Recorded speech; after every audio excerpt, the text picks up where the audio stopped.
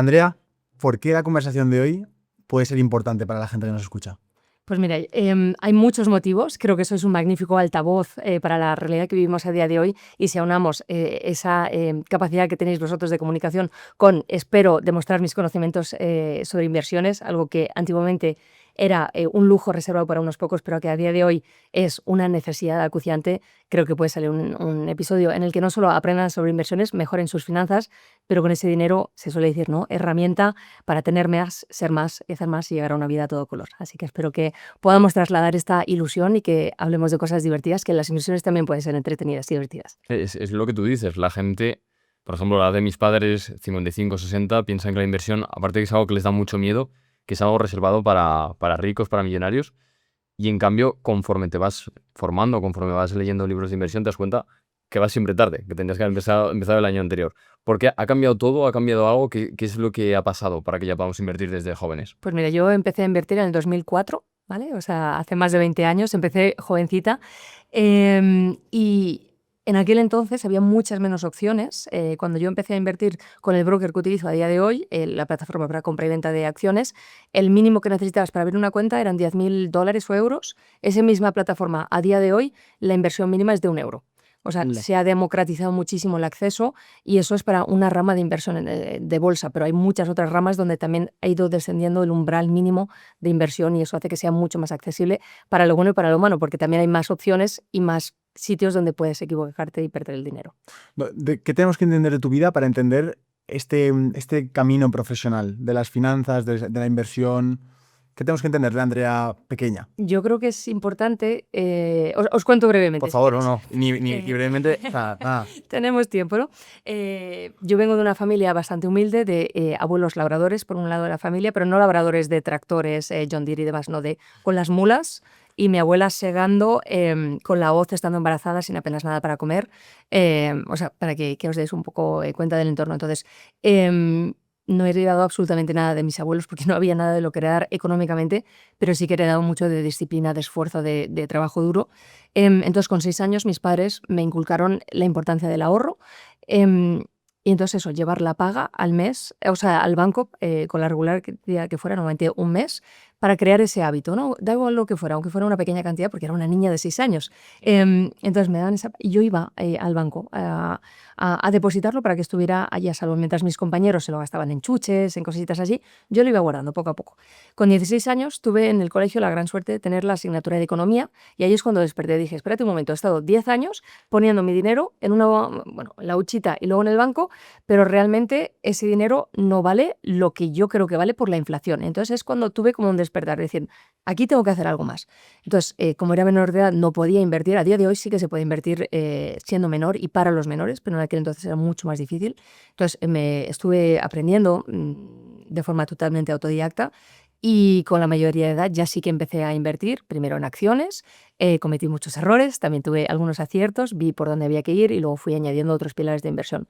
Yo trabajaba por cuenta ajena, estudié Derecho, luego Economía hasta nivel de máster y bueno, pues estaba trabajando y estudiando a la vez y cuando terminé la carrera de Economía, porque primero hice Derecho, a mí me gusta hacer las cosas difíciles, ¿no? Hay carreras conjuntas, pues no, yo hice el Derecho, una doble licenciatura porque estudié en España y en Francia, y luego la carrera de Economía mientras trabajaba en el despacho de abogados, pues como en las películas, ¿no? Los despachos de abogados estos que se ven hasta las tantas, y me gustaba muchísimo mi trabajo, intelectualmente me llenaba mucho.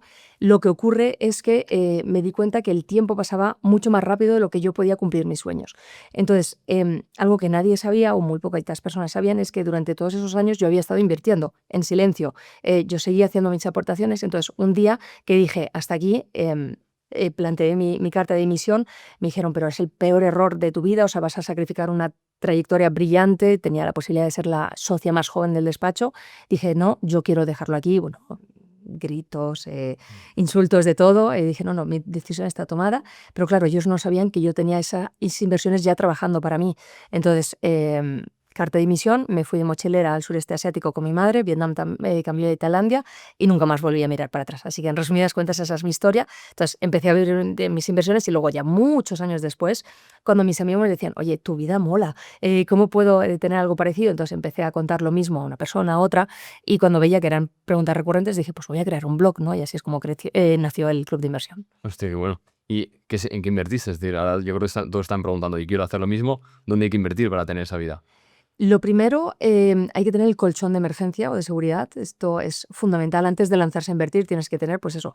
Yo prefiero ser conservadora con el colchón, es decir, prefiero tener entre 6 y 12 meses de gastos mensuales Vale. para poder salir adelante. Dicho esto, no es lo mismo unas personas como vuestro perfil, por ejemplo, jóvenes, emprendedores sin familiares a cargo, que a lo mejor una persona que tenga 50 o 60 años, con, pues, sea padres a cargo, hijos a cargo. Entonces, obviamente, a lo mejor personas como vosotros podríais bajarlo a 1, 2, 3 meses. Alguien que vive en casa de sus padres puede ser solo un mes, por ejemplo. Entonces, paso número 1, el colchón. ¿Por qué hacerlo así, un colchón que sea más amplio de lo que a lo mejor necesitaríamos? Porque si ese colchón es conservador en el sentido de que es más amplio, a la hora de invertir vas a poder ir un poquito más allá en nivel de riesgo. Hay que entender que hay una relación directa entre riesgo y rentabilidad. Si quieres obtener mayor rentabilidad, tienes que estar dispuesto a asumir un mayor riesgo. Y ese mayor riesgo te lo vas a poder permitir si estás durmiendo tranquilo, porque sabes que tienes este colchón esperándote si pasa cualquier cosa. En cambio, si tú comienzas a invertir y no tienes este colchón y el día de mañana pues no sé, tienes un problema dental grave que no te cubre la seguridad social, vas a tener que recurrir a tus inversiones porque no tienes dinero aquí. Y entonces, a lo mejor tienes que malvender una inversión que de otra manera podría ser brillante si lo hubieras dejado más tiempo. Entonces, por eso yo prefiero hacerlo así. Este colchón, Andrea, perdona, ¿nos lo recomiendas tener en el banco o en alguna cuenta remunerada? Porque claro, en el banco va a ir perdiendo valor, ¿no? Correcto. Sí, lo ideal hay dos opciones aquí. O cuentas remuneradas, que obviamente van a depender del tipo de interés del Banco Central Europeo. Si baja los tipos, baja y hay que entender que es algo que es dinámico. Y también están los depósitos a plazo fijo, que te dan un poquito más de rentabilidad, pero entonces debes saber que lo vas a tener durante un mes, 3 meses, lo que sea, bloqueado. Vale. Lo que puede ser interesante es dejar una parte en una cuenta remunerada donde puedes recurrir a ello inmediatamente cuando lo necesitas y otra parte en un depósito donde te da un poquito más. Al final lo que hay que entender es que es dinero que va a perder poder adquisitivo por la inflación, porque normalmente la inflación es superior a lo que vamos a obtener, pero está bien, tenemos que estar en paz con eso porque es dinero que es como si te has comprado un paraguas, si has desembolsado dinero por el paraguas, pero estás feliz de tenerlo para el día que llueva. Pues entonces es algo que tienes que contemplar. El ahorro es clave. Yo creo que es uno de los hábitos más importantes que vamos a comentar en este podcast. Pero al igual que el ahorro, hay más hábitos, ¿no? Financieros para tener una salud financiera. Antes de pasar a los siguientes hábitos, me gustaría poder darle trucos, consejos a la gente para potenciar este ahorro. Yo creo que a día de hoy han salido muchas aplicaciones, han salido incluso propias pestañas en los neobancos para poder automáticamente ahorrarlo a un lugar diferente. ¿Qué estrategias has visto tú dentro de este mundo para poder mejorar el ahorro? Hay dos cosas a tener en cuenta. Lo primero es que efectivamente nos tenemos que apalancar en la tecnología y a día de hoy es mucho más fácil. Yo cuando empecé sacabas ahí la calculadora, pero que eran así de grandes, te ponías a teclear, o sea, es que no había móvil. Al cerdito. Básicamente, entonces, pues veías los extractos del banco y con la calculadora ibas haciendo cálculos, anotaciones y así veías, ¿no? A día de hoy es todo muchísimo más fácil, justo como decía Sergio, con todas estas aplicaciones. Entonces, utilicémoslas a nuestro beneficio para saber exactamente en qué se nos va el dinero, porque esta famosa frase, ¿no? De lo que no se mide no se puede mejorar. Claro. Tenemos que saber exactamente en qué partida se va el dinero para saber, o sea, gastar no está mal. El problema es gastar en cosas que no te aportan, que no te acercan a tus metas. Ahí está el problema. Pero si estamos gastando o dirigiendo el dinero hacia algo que sí que nos gusta, pues no hay problema. Eso es una cosa. Y otra cosa es que se suele hablar de ahorrar siempre con la mentalidad de reducir costes, ¿no? Reducir vale, pues voy a cortar de aquí el latte factor, que se dice, no me voy a tomar este café porque al cabo de X años esto es no sé cuánto dinero, ¿no? Pero se pierde de vista la otra, o sea, al final esto es como una ecuación, ¿no? Una bañera que tienes el grifo con el que se va llenando y el desagüe con el que va el agua. Si tú consigues llenar más rápido de lo que se va puede salir mucho por aquí, que se va a llenar más rápido. Entonces, si tú consigues aumentar tus ingresos, no necesitas reducir tanto los gastos. Y al final yo creo que vives más feliz si consigues generar más, porque vas a poder controlar más lo que haces y así vas a tener una vida más plena, porque si reduces los gastos, llega un punto en el que no puedes reducir nada más, mientras que los ingresos, yo sé que esto la gente no es consciente, pero son potencialmente ilimitados, mientras que el gasto hay un punto en el que no puedes ir más allá. Entonces yo trabajaría no solo los gastos, eliminar los que no son necesarios, cuántas comisiones bancarias pagamos sin ser conscientes de ellos. Pero quien habla de comisiones bancarias, de seguros y de muchas otras cosas que no somos pues conscientes. Entonces, trabajar eso y en paralelo intentar aumentar los ingresos y de esta manera tenemos un ahorro mayor a final de mes. Cuanto más ahorremos, antes constituimos el colchón y antes vamos a poder empezar a invertir, que es lo realmente divertido, porque ahorrar es aburrido. O sea, hay que ser consciente de ello. Es una etapa que puede ser más o menos larga, pero es una etapa fundamental antes de pasar a lo bueno, que es la inversión. Estás comentando aumentar ingresos. Quería preguntarte si piensas que es posible aumentar los ingresos con las inversiones. Porque yo, claro, la inversión en mi cabeza lo veo, con mi poca experiencia, de algo de acumulación para la jubilación. Es decir, meto en fondos indexados y así en el futuro tengo dinero para la jubilación.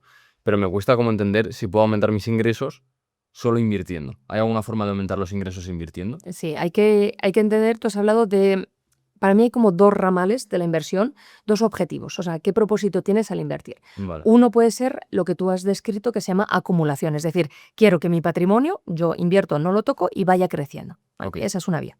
Y entonces el día de mañana, cuando decidas vender, tributas por las plusvalías que has realizado y ese dinero lo dedicas a lo que quieras. Pero hay una segunda vía, que es la generación de ingresos pasivos. El ejemplo más obvio es me compro un piso, lo pongo en alquiler, Vale. tengo esas rentas.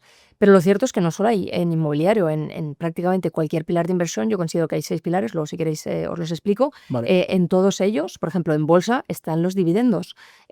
A través de los dividendos puedes generar ingresos pasivos. Y lo interesante es que las cosas, yo siempre digo que no son o blancas o negras. No tienes por qué optar por esta vía de revalorizaciones o apreciaciones, que es otra manera de hacer referencia a ello, o de ingresos pasivos. Puedes optar por los dos. Por ejemplo, una empresa que yo he tenido en cartera por los dividendos que ha dado, he considerado que estaba muy revalorizada porque ya estaba el mercado, o sea, estaba llegando a un precio que ya no es sostenible para esa empresa por los fundamentales de la misma y decidí vender.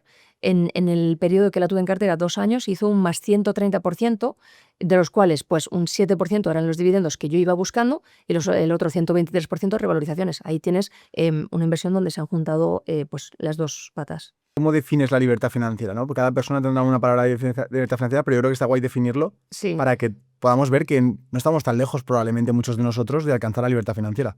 La libertad financiera se puede medir de dos maneras diferentes. Justo en relación con la pregunta que hacías antes, Juan, de eso, de revalorizaciones o ingresos pasivos. A mí personalmente me gusta medir la libertad financiera en base a ingresos pasivos. Es decir, si yo necesito 2.000 euros al mes, por ejemplo, y tengo un alquiler que me deja, después de haber pagado la hipoteca y todos los gastos, 200 euros, eso quiere decir que yo tengo un 10% de libertad financiera, porque estoy cubriendo ya. ¿Vale? Esa es una manera. Otra manera para las personas que no generan ingresos pasivos, pero que por lo que sea tienen un patrimonio, pues se puede calcular en base a patrimonio. Es decir, yo necesito 2.000 euros al mes, por ejemplo, y quiero retirar, pues, o sea, bueno, eso es lo que quiero retirar. Entonces, si lo multiplico por 12, son 24.000 euros al año.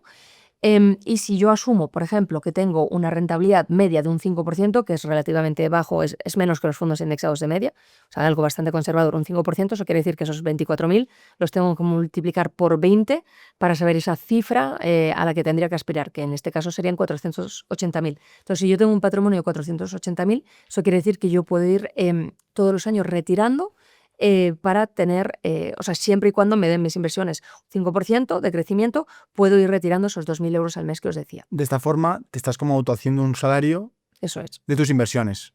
Eso es. Lo que pasa es que para mí se puede hacer, pero para mí es un poco como matar a la gallina de los huevos de oro, ¿no? El interés compuesto, claro. El interés compuesto y también que si tienes un activo que está funcionando bien, por ejemplo, volviendo a esa empresa que te decía antes, yo en ese caso maté a la gallina de los huevos de oro porque el momento en el que vendí ya no recibía más dividendos, pero yo era consciente de ello y era una decisión informada porque quería pivotar la cartera, no era porque simplemente quisiera, ¿sabes?, hacer una cosa que no tenía coherencia, o sea, tenía un plan. Esa